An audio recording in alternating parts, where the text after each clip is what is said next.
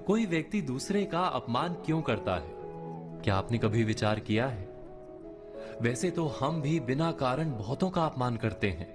हमारा अपना अपमान भी बहुत बार होता है। संसार का सारा व्यवहार एक दूसरे का अपमान करने पर टिका है।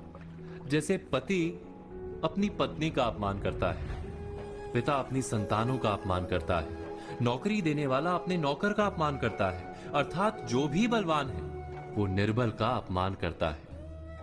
यदि हम शक्तिमान तो अपमान के बदले में लड़ाई करते हैं, और यदि लड़ने की शक्ति नहीं होती तो हम अपमान सह लेते हैं, स्वयं को निर्बल और असहाय मान लेते हैं। हमें छोटे होने का एहसास होता है। ऐसा प्रतीत होता है जैसे हमारी आत्मा कुचली गई हो। किंतु कोई किसी का अपमान क्यों करता है? हम विचार कर रहे थे कि जब अपमान होता है तो मनुष्य को अपनी निर्बलता का एहसास होता है, और निर्बलता का बोध मनुष्य को कुचल देता है।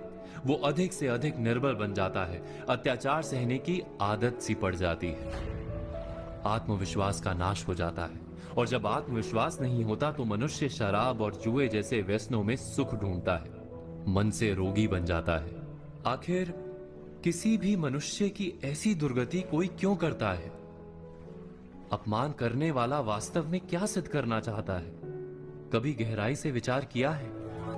हम विचार कर रहे थे कि कोई भी मनुष्य किसी का अपमान क्यों करता है। वास्तव में हम किसी का अपमान करते हैं उसकी निर्बलता सिद्ध करने के लिए, यह बताने के लिए कि हम अधिक शक्तिमान हैं।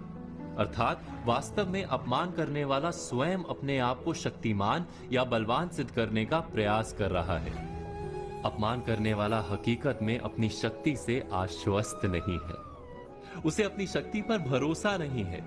दूसरों को चुनौती देकर वो अपनी शक्ति पर विश्वास प्राप्त करने की कोशिश करता है। क्या ये सच नहीं? हम बात कर रहे थे कि जब हम किसी का अपमान करते हैं तो वास्तव में इतना ही प्रकट करते हैं कि हमें अपने बल पर भरोसा नहीं।